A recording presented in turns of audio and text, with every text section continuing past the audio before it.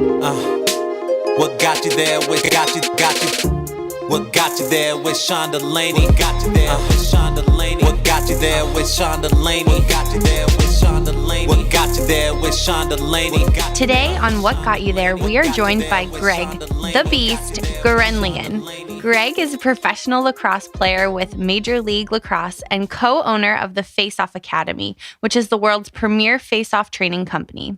2017 will be the final season in Major League Lacrosse for Greg, where he has garnered such accolades as 2015 League MVP, Face-Off Man of the Year, World Champion, and most face-off wins in a season.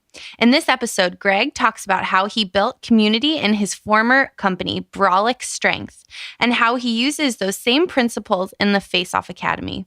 Gurenlian discusses staying ahead of trends and how he has built a massive cult following on social media. In addition to talking entrepreneurship and becoming the best in the world at your sport, Greg discusses what it's like being a new father and how that has changed him. After this episode, you will definitely see things in a different light. Today, What Got You There is being fueled by Soniva Super Coffee.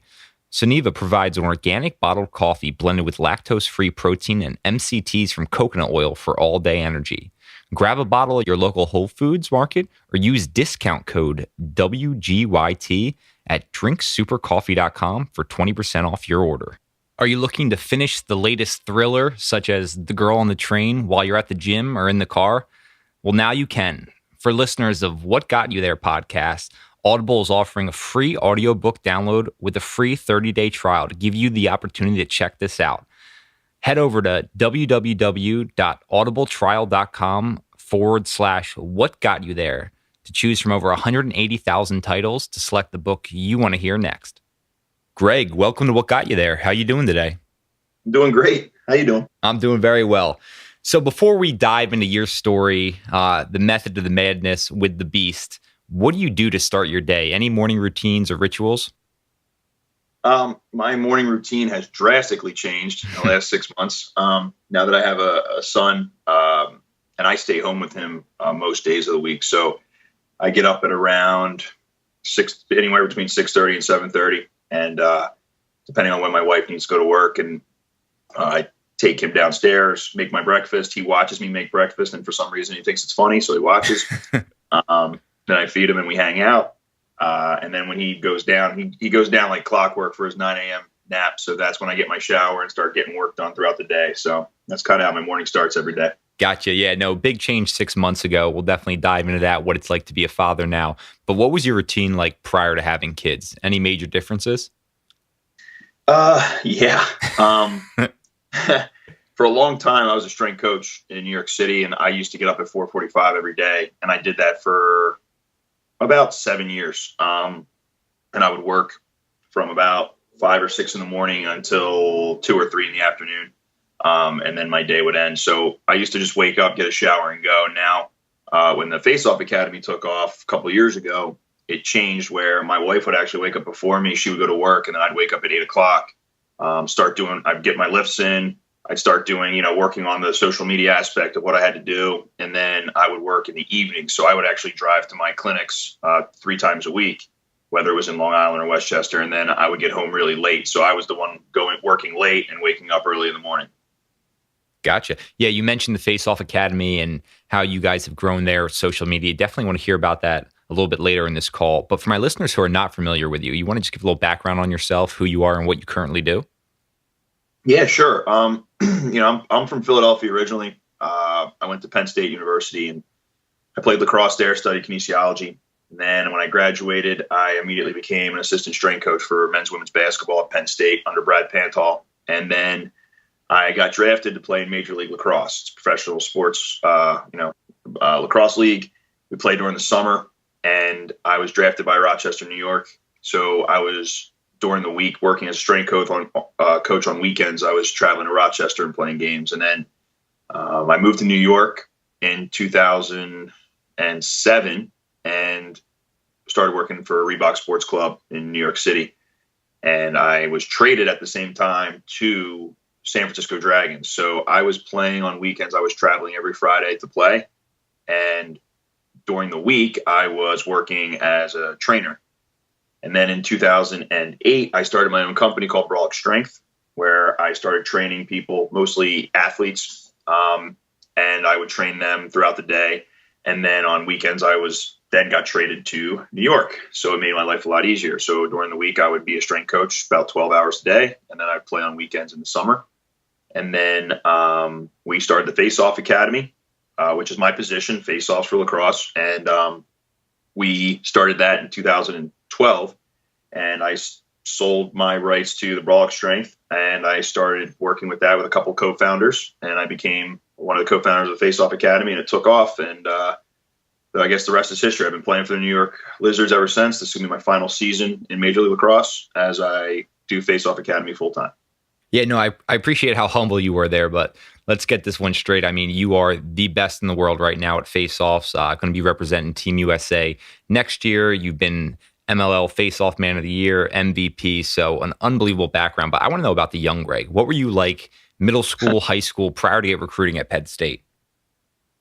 I started playing lacrosse my freshman year of high school. So growing up, the first sports that I actually played in was martial arts. I started taking karate when I was like 6. And my parents let me do pretty much anything I wanted to try.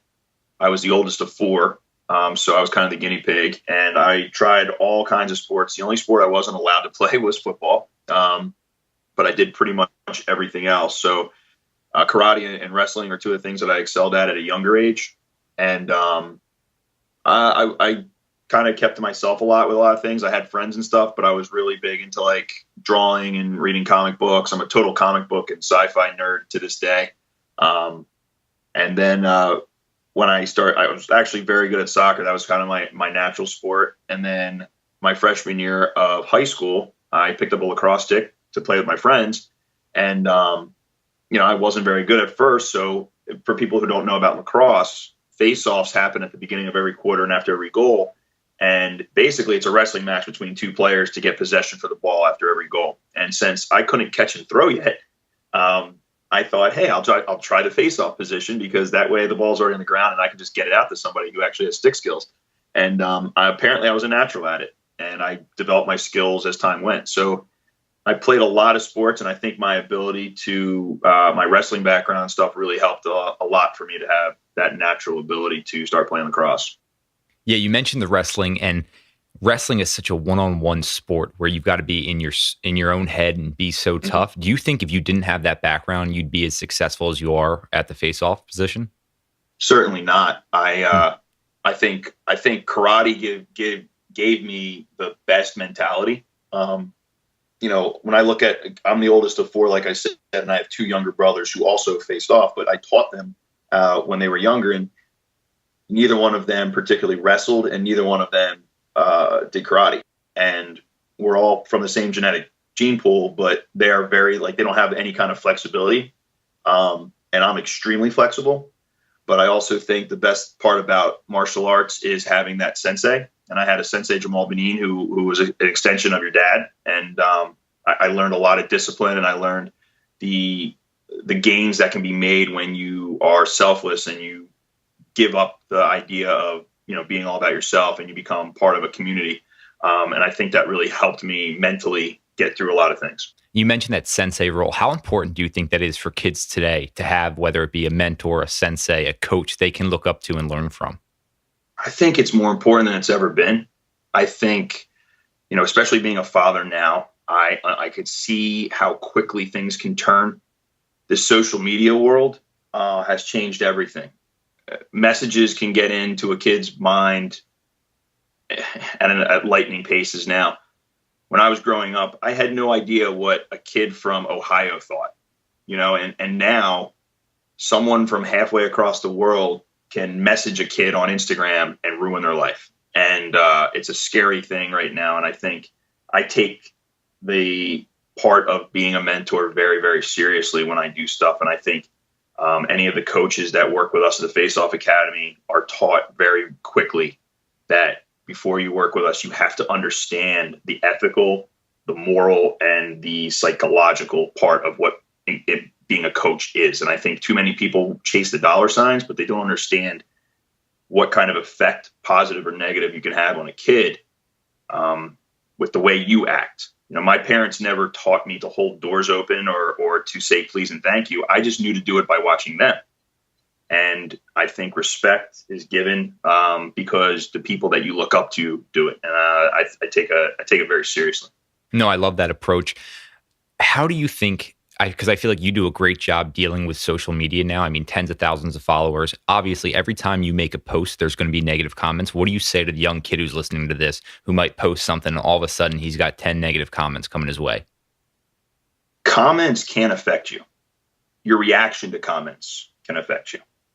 If I have a kid on my Instagram page that we live in a world right now where you can't say something positive about somebody without someone taking it as an offense. So if I post a picture of a kid that I think had a great weekend and I want colleges to see him, because a lot of coaches follow me on Instagram and Twitter, say, hey, Jeff, you had a great weekend. And I post a picture of him winning a faceoff. Immediately, the first thing you see is either the kid who's losing the faceoff comments saying, this isn't fair, take it down, or the kid who's losing the faceoff, 5 of his friends tag him in it and say, oh, look at you, you're losing a faceoff, ha ha ha. It's just like, it's relentless. And so what I do is I tell guys, look, there is a block button and you should use it. If somebody says something to you on Twitter that you don't like, block them. You don't have to respond to them. This full-time job of being a troll seems to be popping up everywhere, where people say things because they just want a reaction. And I look at Instagram and I see kids, they'll say things to me that they would never want their parents to know they say to me, right? But they'll say it to me, and that's their version of egging a house. They want to get some kind of reaction back from you. So I don't give it to them. I don't give them that satisfaction. Instead, I just block them. And then all of a sudden their friends all make fun of them because I got 55,000 kids that follow me, but this kid can't see what I'm posting, and that's their punishment. Look, I look at it this way. If your parents aren't going to teach you some stuff, then I'll teach you something. I'm fine with that. Yeah, no, I love the messaging that you send out. And I think kids can really look to you on ways to do it the right way and get a more positive message out of that. I'm curious, though. I mean, how did you become the best in the world at what you do? I know it's a pretty open-ended question, but I know there's got to be some type of methodical process that you've done over the years to be so good. Well, I appreciate that. I think, I can bring it back to one defining moment. When I was playing lacrosse, when I started in high school, I never thought I'd be able to play in college. And then all of a sudden I was playing in college. I never in a million years thought I'd play pro. And then I was playing pro. And what I was a full-time strength coach who took that very seriously. And I played lacrosse on the weekends. And then when I blew my knee out in 2011, I sat on the couch the entire summer, and it really hit me like, man, I love playing lacrosse, and it might have been taken from me. And I think the ego part of it, of thinking like, I don't want to end right now, and something's something's being taken from me, really kicked in. And also the realization of, wow, like I was good at something, and my whole life I've never just kind of been okay with being good at something. I've always been kind of obsessive about it. That's why I don't honestly have too many hobbies, because I get too obsessive when I try to start doing something. So I decided that I was going to apply my knowledge of kinesiology, biomechanics, and my wrestling background, and I was going to create a system for coaching face-offs. Because I was just going stir crazy. I couldn't work for a couple of weeks. I was, my leg was up in the air. So I started doing that. I broke it down from the very basics. And I changed the way I ever looked at the game. I looked at it from angles and momentum and getting to the ball first based on that, rather than just being athletic. I used to just stand up and swipe at the ball. And if it went forward, I would just take it down, dive on my face, and score. And yeah, fans loved that, but it wasn't making me an efficient face-off guy compared to what I had talent-wise. Now I created a system where I can possess the ball and I can actually divide the field up in different spots. And it made it very easy for me to break down my opponents. So when I came back in 2012, I changed my stance. I changed the way I approached the game, and I had a career year. And I broke these records, and I was like, okay, there's something to this. And then I taught my brothers the system. And my brother Mike went on to play at Cabrini. broke all their face-off records.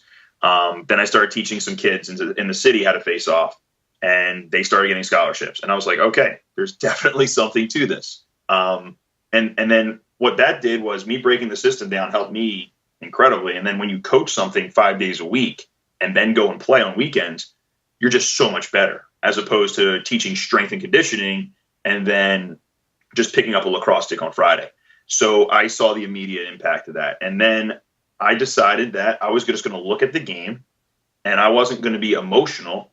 I was going to be analytical. And that changed everything. I wasn't as fiery. I didn't have the high highs or the low lows. Instead, I just, I kept my approach very analytical, and I was able to break my opponents down biomechanically.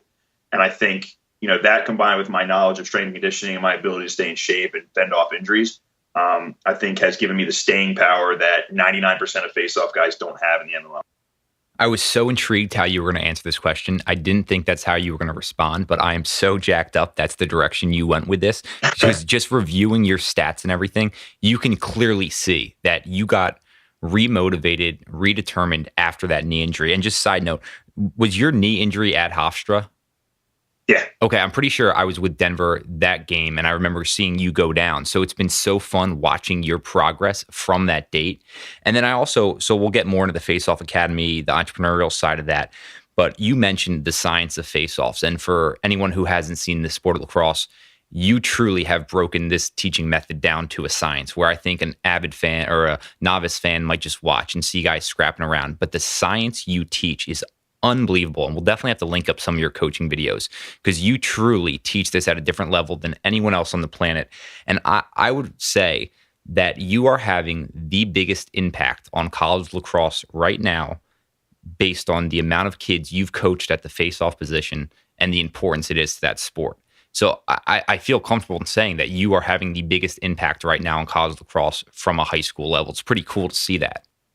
Thank you. It's, I think we came in at a great time. Before the Face-Off Academy, before I started teaching it was just guys were just doing it for fun. So they were either just teaching cheating, or it would be like, okay, well, this is what I do and this works for me. No one sat back and said, no, this is science, and this is scientifically how you can do it the perfect way. The difference between face-offs and everything else is the ball is always in the same spot, right? So you teach attack or you teach defense, there's so many variables. With face-offs, the ball is always to your right. It's always in the same spot, and your opponent is always in the same spot. So it makes it way easier to break down the mathematics of it. What about your decision to make 2017 your final season with Major League Lacrosse? There were a couple variables, the largest of which being my son being born. What's that like, the moment you have a kid? There's nothing like it. I've wanted to be a dad for a very long time, and I was very excited to be a father one day. And even when it happened, you're like, whoa, not ready for how much I love this thing that I thought about for years. And being a father just fits me. I just love being a dad. And, my wife has been unbelievable. She's my number one fan. She has let me live this life of playing lacrosse on weekends, and I'm in the social media world. And, she's been very cool about the travel that I have to do and everything. And she's done her dues, man. And I just think that now that we have a kid, it was time. And next year is the World Games, and I wanted to take one more shot at that. I figured, you know what? I can't do both next summer. The travel would be too much. The demand would be too much on my body. I have done pretty much everything I could ever have dreamed to do and more in the MLL. I don't have anything else that I need to accomplish, at least on my own personal thought process, but I don't have a gold medal. And playing one more time with that USA on the chest would be incredible. So that's why I said, you know what, I'm going to give up everything next year, and I'm going to put all my eggs in that basket, try out, and hope I'm on that team. That's exciting. Do you think your preparation for that will be like no other preparation for an event in your history? 100%. Gotcha. The thing about it is the international face-off game is completely different than the MLL now. A few years ago, the MLL had similar types of rules to the international play, But now the MLL coincides with college and high school.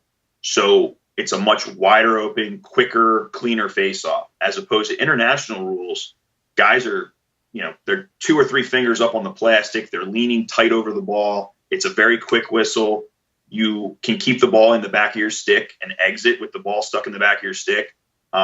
It's a completely different mechanic, and I didn't want something else to be kind of retroactively interfering with that. What I wanted was to just focus on international face-offs, practice those for an entire year. One of my all-time rivals, one of the best people I've ever gone against, Jeff Snyder, is Canada's face-off guy. And I know he's laying low doing the exact same thing. And I know everything inside out and backwards about Jeff. And I just feel like it's on me to make sure I'm prepared, because if somebody else goes out there against him, I just feel like it just wouldn't be a fair fight. How do you become better with age? Because clearly, based on your career, you've been able to do that. I'm wondering, has your training, has your preparation, has it changed as you've gotten older? I learned, because I have made progress. I've literally grown up in the MLL, right? I've been in the MLL for a third of my life. And I went from this fiery, athletic guy who just wanted someone to tell him that he was doing okay, with a chip on his shoulder, to a veteran who looks at the game completely different. I've gotten better because one, obviously, have I broken the game down, but two is I can self-correct now. So when you look at my games, if I go against, say, this season I'm facing off against guys who are literally 11 years younger than me. And I've had back-to-back games where I go against a kid, maybe he goes over 50% against me in the game. I study the film, and then the next game I go 24 for 29. And because I have the ability to break somebody down and find their weakness. And I've gotten better with age. I'm not as fast, I'm not as big, I'm not as strong as I was when I was 25. But I keep getting better because I'm breaking the game down differently than other people. Some guys, they lose, they have a bad game, they'll blame it on the refs, they'll blame it on, their wings, maybe they'll say that, they weren't feeling well that day or whatever. For me, I just go to the tape and I just find a weakness. And, you can't trade experience. No matter how good of an athlete you are, you can't trade experience. And I've also trained in a different way. I used to be just a meathead who just wanted to get big and strong. But now at certain points, you have to realize it's way more about being prepared. And I've taken a little bit more of the European soccer approach, where they focus a lot more on prehab and injury prevention than Americans do, where we focus mostly on strength training. So in the off season, I strength train, but when the season comes in, everything is about feeling as good as I can on game day. And that's where I've tailored off with as much heavy lifting in the year during the season. And now I just focus on feeling good and feeling flexible. Gotcha. Yeah, no, I definitely want to dive into kind of your diet, your exercise routine and all that. But you mentioned being in the league for 1/3 of your life. Who are some of your favorite teammates of all time, and what lessons did they teach you? When I got into the league, I had some really cool guys that I was literally just, I couldn't believe I was suiting up in the same field as these guys. I went against Paul Canabine, who was one of my idols. And in my opinion, he was one of the best face-off guys of all time. And I faced off against him my rookie year. And I learned that was like a master's course in face-offs, going against him. And then, I had Kevin Cassis, who was one of the best players ever on my team with me in Rochester. And he taught me, just kind of the life of playing in the sport. Chris Schiller, I think, is one of the best teammates on earth in any sport that you could ever find. He taught me a lot. He was a Penn State guy as well. Took me under his wing when I was in Rochester. And then kind of modern day, I look at guys who are totally selfless. You look at Kevin Unterstein. I think Kevin Unterstein is probably the best all around lacrosse player ever. He played offensive midfielder at Hofstra, and then he comes and he's the best defensive midfielder in the world. We had him pick up a long pole, and he played close defense for us the first 3 games, and he was taking the ball away from some of the best attackmen on earth. He just plays head down, does his job, doesn't want any, doesn't make a big deal out of what he does. And then, Drew Adams and I have played at every level together. We played in high school, college, and the pros, and then Team USA. And, it's really special to be able to finish my last season with him, and hopefully with Team USA next year. So those are some of my favorite teammates. And then I have Jerry Ragonese has been my backup on the Lizards for a few years now. Having him has been so valuable. So it's like having a coach on the sidelines with you. So those are some of the names that really stick out for me. Yeah, no, it's funny. A lot of the guys you just mentioned, I know or have gotten to play with, and yeah, their character is just unbelievable. Such great guys. I'm curious, what do you think about the sport as a whole? And then where do you see it progressing over the next 5 to 10 years? Do you think it has the ability to be a mainstream sport? I do think it has the ability, but I feel like the industry of lacrosse has to get out of its own way. So, and what I mean by that is the problem with lacrosse is there is money to be made, but I think people need to realize that everyone can make some money and you don't have to tread on other people to do it. And I see these club programs eating each other. I see a lot of in the industry, a lot of people bad mouthing each other. There's a billion kids picking up lacrosse sticks for the first time every year.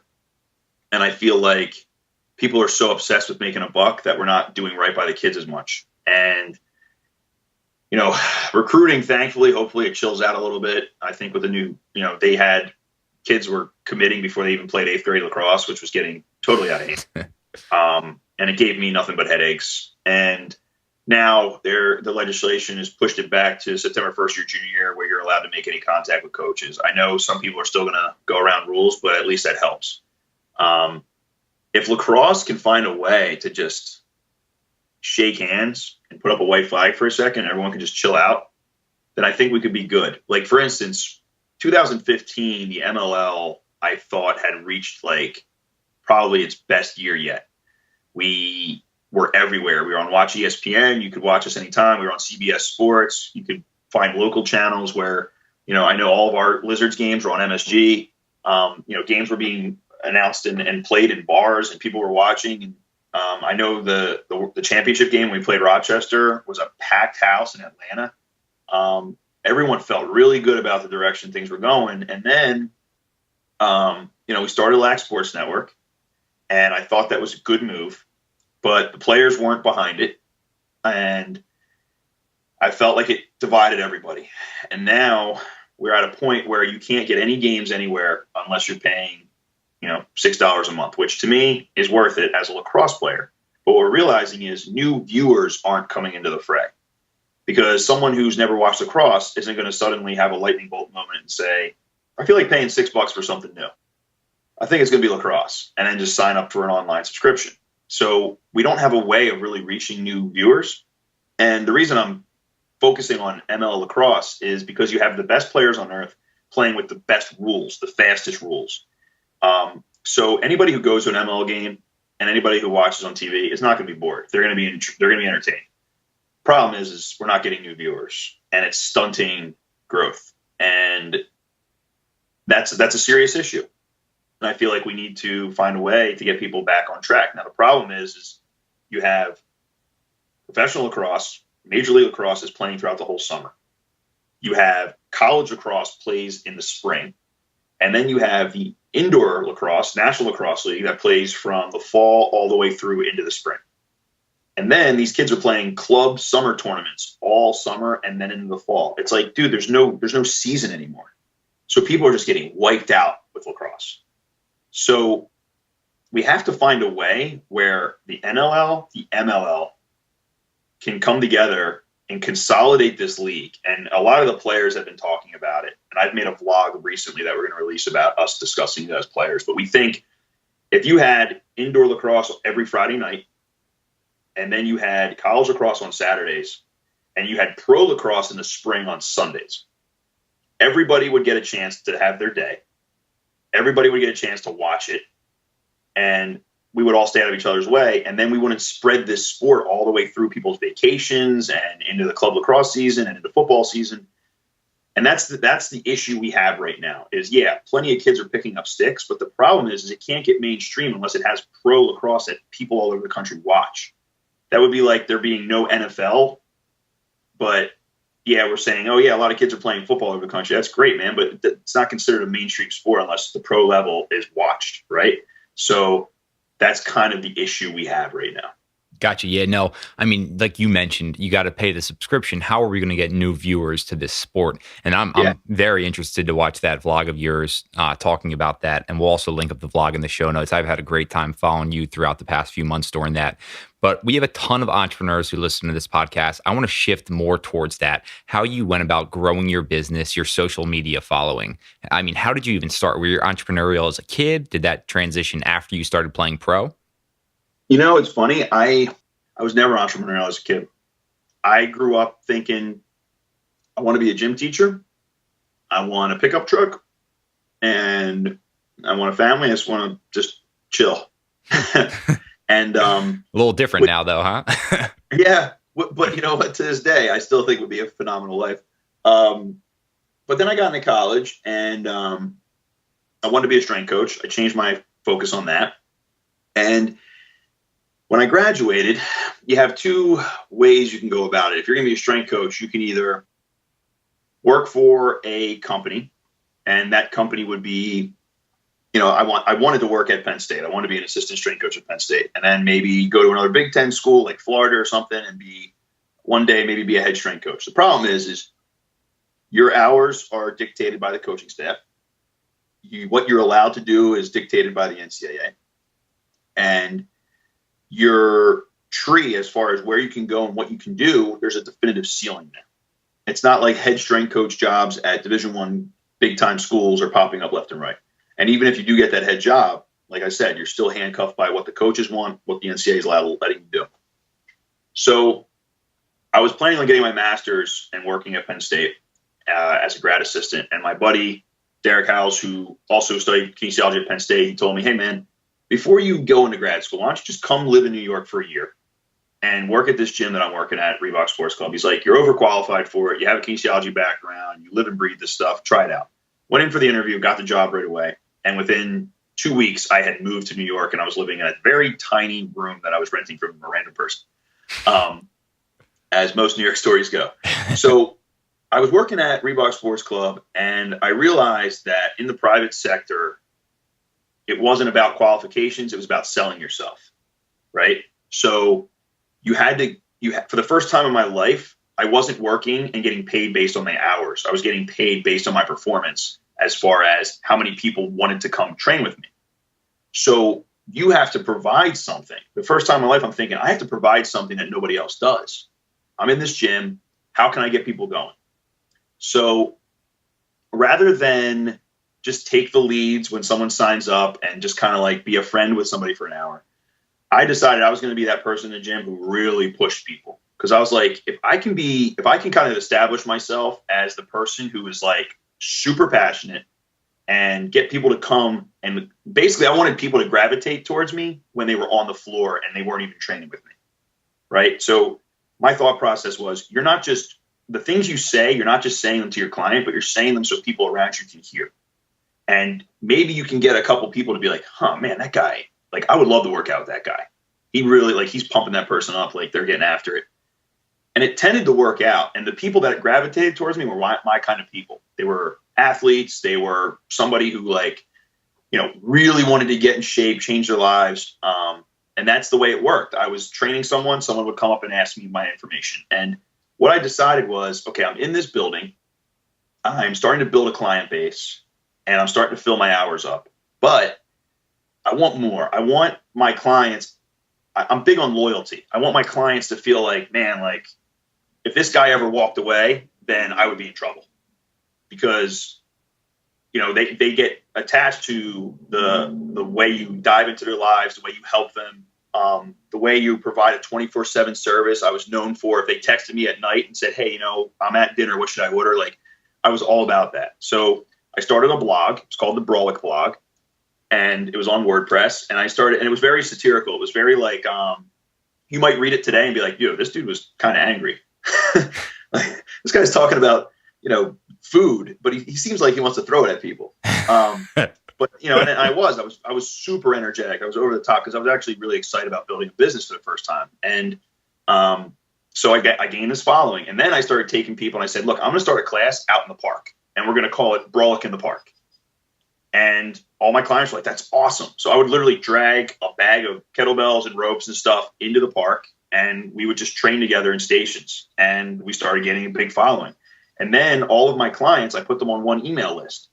And I would email everybody. And once a month, I would send like a monthly email out, just like, this is what we're going to do. This is what I'm looking at. Here's an article I read that I think could help you guys. And I decided I wanted to tie it all in and create a group of people. Like, I wanted them to feel like a community. So I did a thing called the end of the year, the Brawlic Belt Championships. I literally went out and got a WWF like type belt that had the Brawlic logo on it. I went out and I got the LLC, Brawlic Strength LLC, and I bought that. And I created a logo and a website and everything. And then at the end of the year, we had test outs where all of my clients had the same exact 10 things that they had to test out in based on their body weight. And the winner, point-wise, would win the Brawlic Championships, and they would get a couple free sessions, and they get to wear the belt for a year. And it became an obsession. Everybody loved it. And next thing you know, they're all getting food together. They're all hanging out together. They're going out on dates, and we're all like meeting out at a bar and stuff. And I created this community, and I was really pumped about it. And, I ended up, most of them came to my wedding. And one day I decided that I'd had enough. I didn't want to be in this gym anymore. I wanted to go out on my own. So rather than buy a gym, for all you strength trainers out there, there's this thing's becoming something that's becoming more prevalent is gyms are being opened and they're private training gyms. So you pay, whatever it is, $20 an hour to use this gym. And then you charge your clients whatever you want. And that's what I did. I had two gyms. One was on the west side of the city. One was on the east side of the city. And depending on which day of the week it was and who you were, you signed up and blocked off time weekly for one of those two spots. And that's what I did for years after that. I would go to, Monday, Wednesday, Friday, I would go to the west side. Tuesday, Thursday, I'd go to the east side. And that's the way I trained. And I had specific hours. I then had enough of a following where I could say, look, guys, these are the only hours I'm going to train. And I was able to kind of raise my prices a little bit. And I was able to kind of cut the hours back a little bit. So I had some kind of quality of life. And I was wheeling and dealing. I was fine waking up at 4:45 in the morning because I got out of work at 2. And it was like clockwork for a very, very long time. It was great. I had a great rapport with my clients. Most of them, I had the same clients for years from day one. And it worked out really, really well. It was really sad when I had to let that go when I started the FOA, but that's where Brawlic started. And that's where I really got my gears going as an entrepreneur, where I had to create something from scratch and claw my way out of something. The problem with the training world was if you and I meet and I'm a lacrosse player and you say, what's your name? Oh, Greg Gurenlian. Oh, I have immediate credibility with lacrosse players. So it was easy to get the FOA going. But with strength training, hi, I'm Greg Gurenlian. Okay.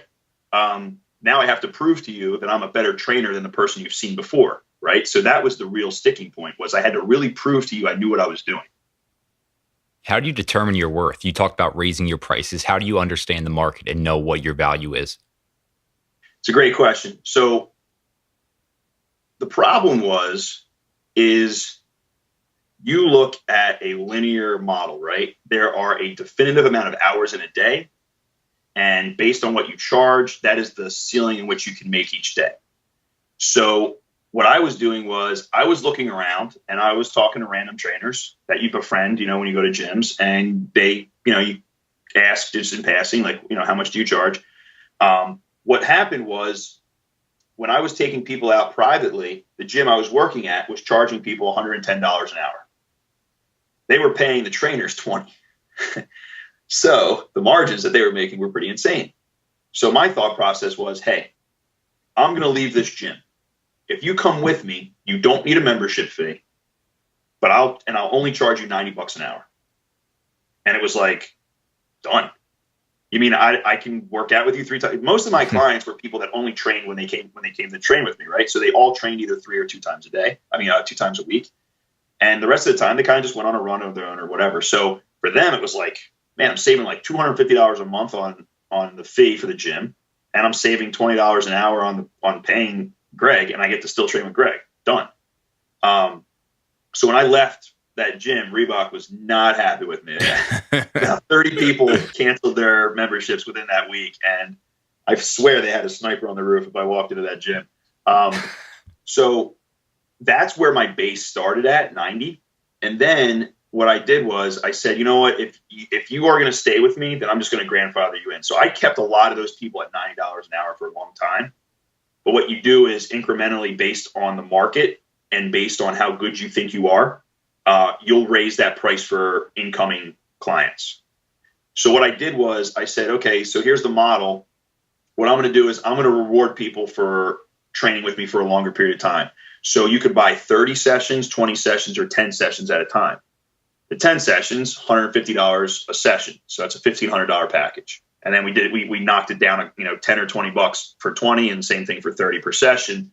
And that way you rewarded people who were, sticking with you for a given amount of time. And in order to get people in the door, what I always said was, first one's on me, first session's free, because I want to show you exactly how good I am.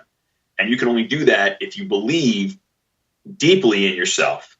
And my return rate on that was almost 100%. When someone came in that first time, they 99.9 time came in a second time and bought a package. So, and that's the tough part for younger people. I tell, I'm mentoring right now one of our new coaches that are coming on with FOA.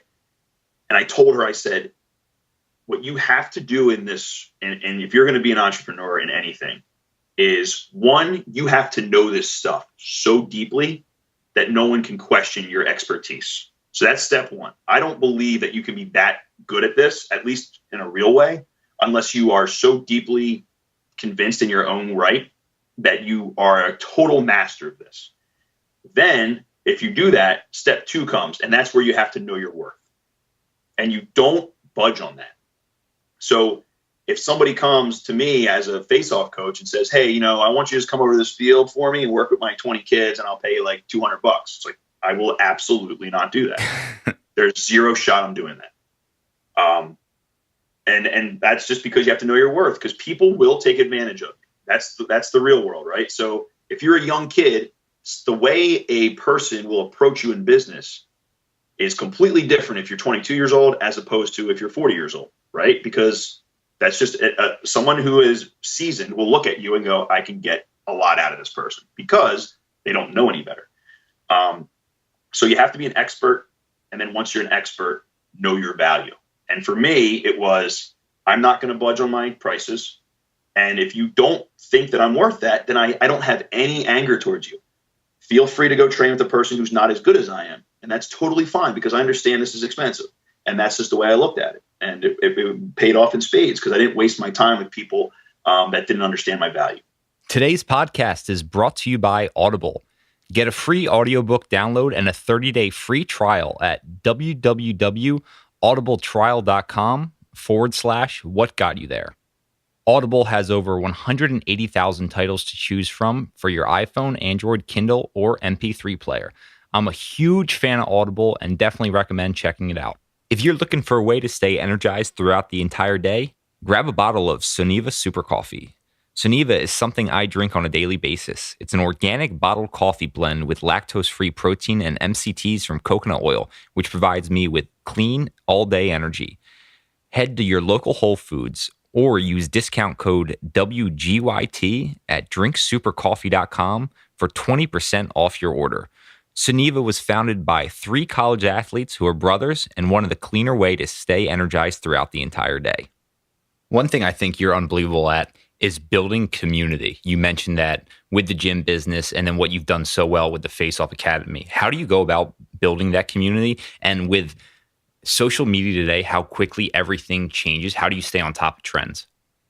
Well, thank you. Well, first off, I'll answer the second one first because it's easy. I'm around kids all day. Just picking their brains? I'm well aware of trends, both good and bad, unfortunately. But the first question, I think community is huge. When you look at the CrossFit model, that's something they did very well. And people are like, oh, it's a cult. It's not a cult. It's a community. They created something, whether you like it or not. I mean, I'm not a CrossFit person, but I get what they did.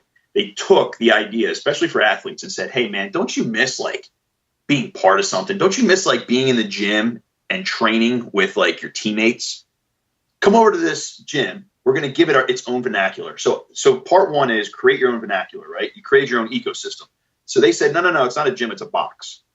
Okay, dude. Okay, we'll call it a box. All right, so now it's a box.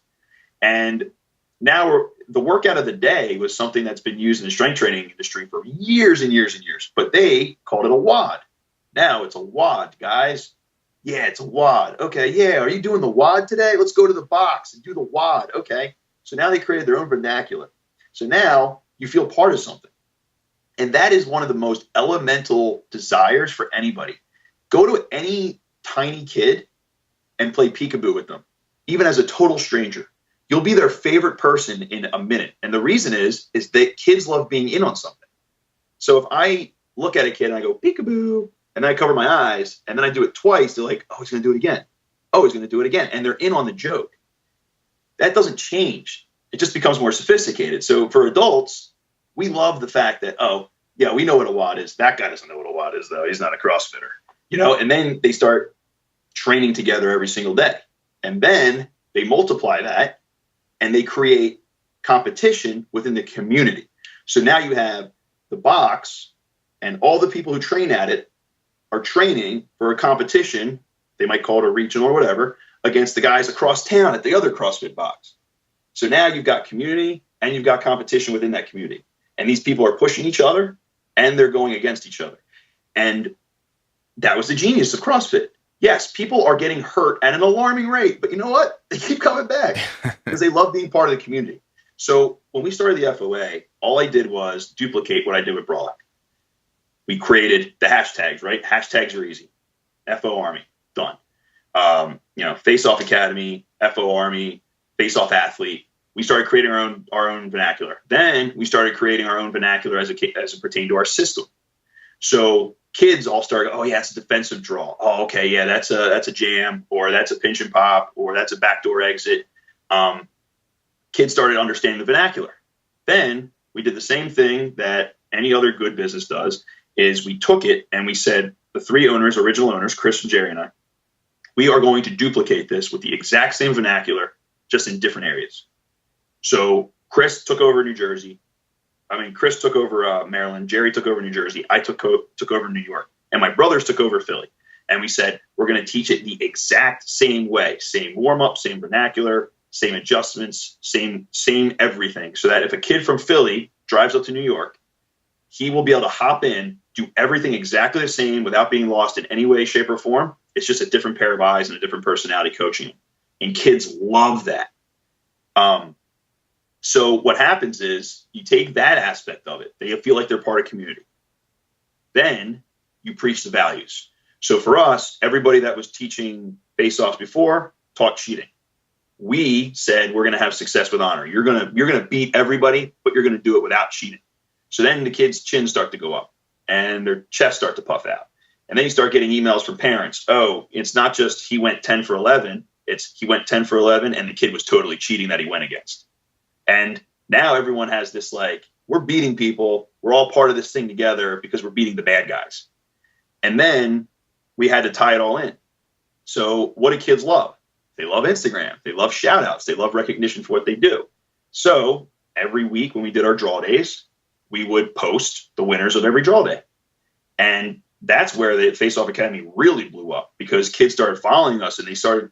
So you hear kids every single draw day, man. Hey, Greg, can we take a picture of the final 6 tonight instead of just the final 4? Because they want to be on Instagram. They want to get recognition. And, that became a huge thing. And we proved our expertise. The proof was in the pudding. The coaches were all pros. The kids that were learning from us were getting drastically better.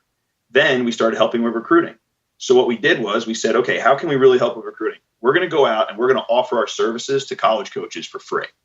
So we started telling coaches, we started calling coaches and saying, hey, we'll come teach you our system and we're not going to charge you a cent. And they were like, why wouldn't we do that? We went all over the country all fall while kids are playing football and stuff. And we coached all of these college coaching staffs on how we do things. And what we did then was now we have your phone numbers. Now you guys trust us. You understand that we're experts. And then we start calling you for recruiting.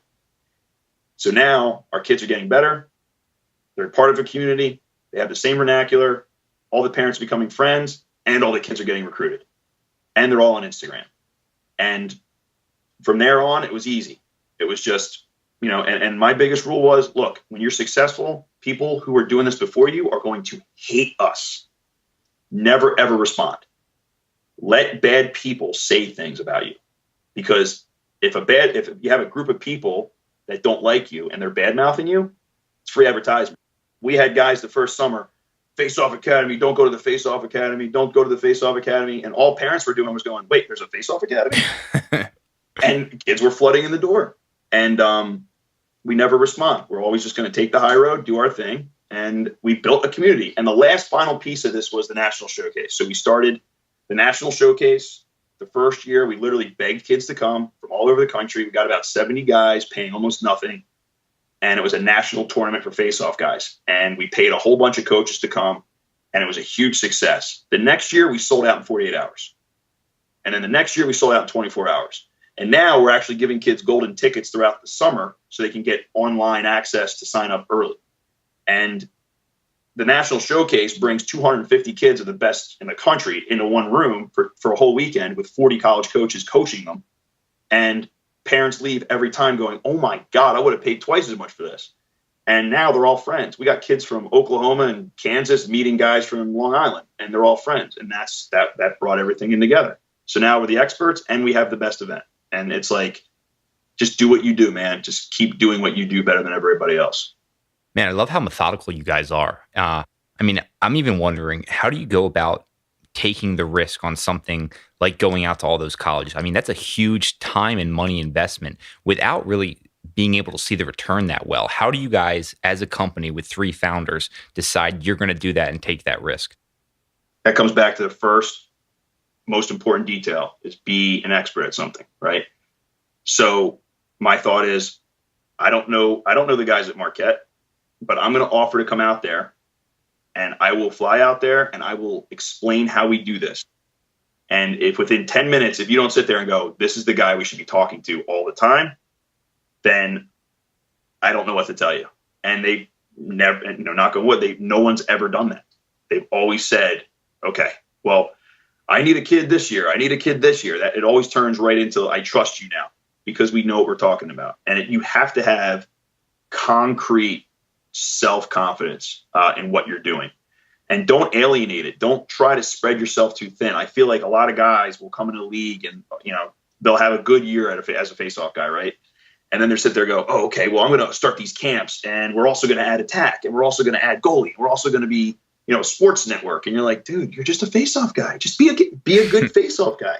And that's what I always said. Every time someone tries to come out and buy us out, every time someone comes and says they want to add something to what we do, I always say the same thing. I'm like, we're just a face-off academy, and we're going to be the best face-off academy. But that's the difference between what I do now and what I did Brawlick. This is not linear. You can go wide with this, right? So you might do an hour and a half training session, but you can fit 50 kids in there. We have an app, the FO app, where kids can video themselves with a randomized cadence. All we do is sit around all day now and think about, man, what would I have wanted to help me get better when I was in high school? And then we try to make it. And this is where it comes back to my wife. My wife has a great job. She's good at what she does. And I've had like the ability to just say, hey, look, yes, you have a successful brawler company, but if you want to do FOA, then just go for it, man. And she allowed, I was allowed to do that because my wife, does what she does. So, and I'm older than Chris and Jerry. Chris and Jerry were kind of new to this whole business world and everything. And Chris and Jerry and I all had jobs already. So we kind of just started doing it. And then the demand was so big that we left what we did before and took this on. You mentioned your brainstorming ideas or sessions, I guess. So what does your day look like right now? Depends on how often Jax naps. But like, seriously, my day is mostly filled up with recruiting, whether it's helping. So it kind of goes in tiers, right? So during the summer, it's recruiting craziness. So I got kids who are constantly messaging me about, when should I do my highlight tape? How should I do my highlight tape? Do you think, here's my list of schools that I'm interested in. Then I got to tell them which schools are a reach and which ones aren't. And then I got college coaches who texted me, "Hey, I'm watching this kid that you coach. He's doing really well. What's his information?" And then, I got kids who are, they're texting me about, because we're also training full time. So I get all these messages about what we're doing as far as kids wanting to sign up for our events. That's why we brought a director of ops on a couple of years ago. And his job was specifically to get registrations, talk to cities or groups, and get, basically his job was to create an event and populate it. And our job was to work with the kids. And that's taken a lot of craziness off our plate. So we're able to focus on that. Now, this summer is special because we brought 2 new guys that we have coached who are all Americans, who are now pros, onto our coaching staff.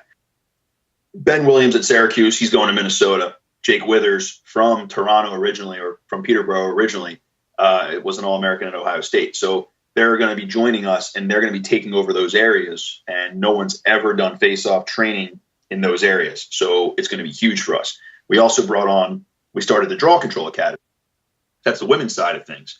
No one's ever done draw control specific training on that level before. And we brought Sammy Jo Tracy from North Carolina on. So I'm doing a lot of mentoring this summer.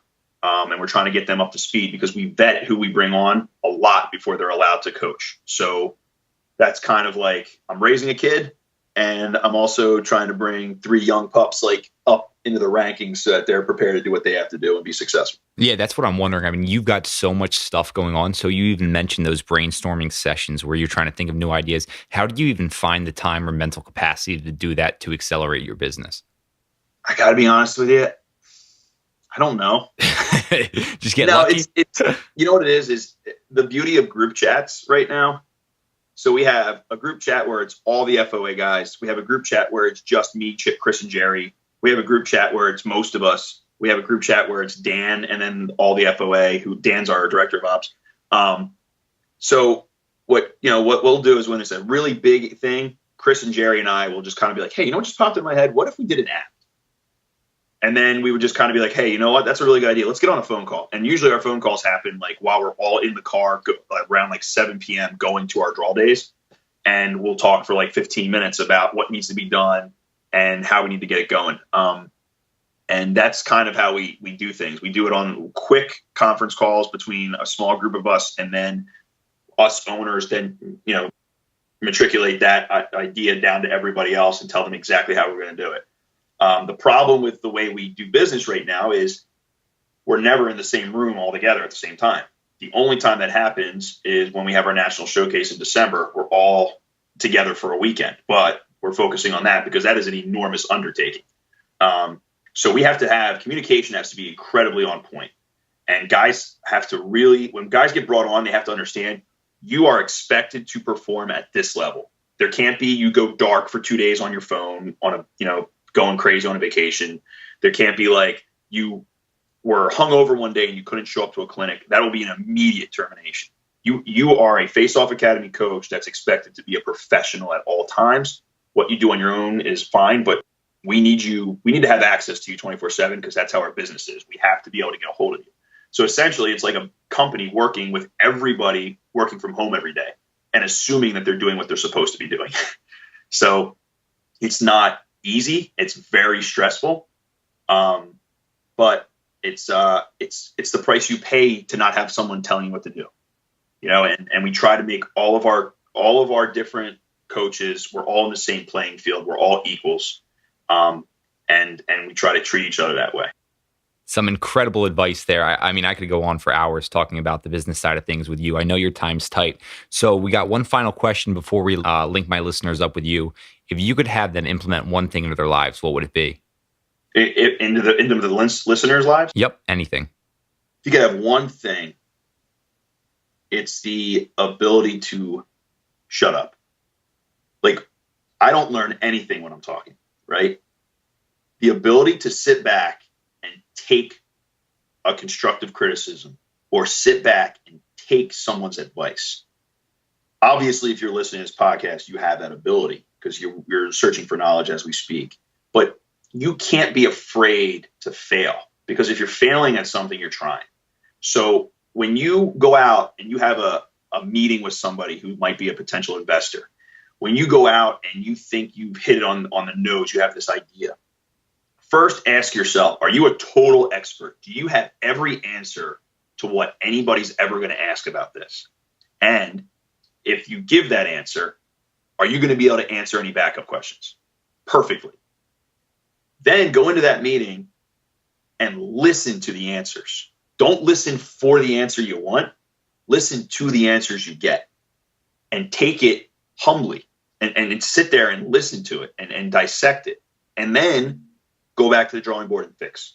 Because I think a lot of times we have this vision in our heads and our emotion clouds the analytics.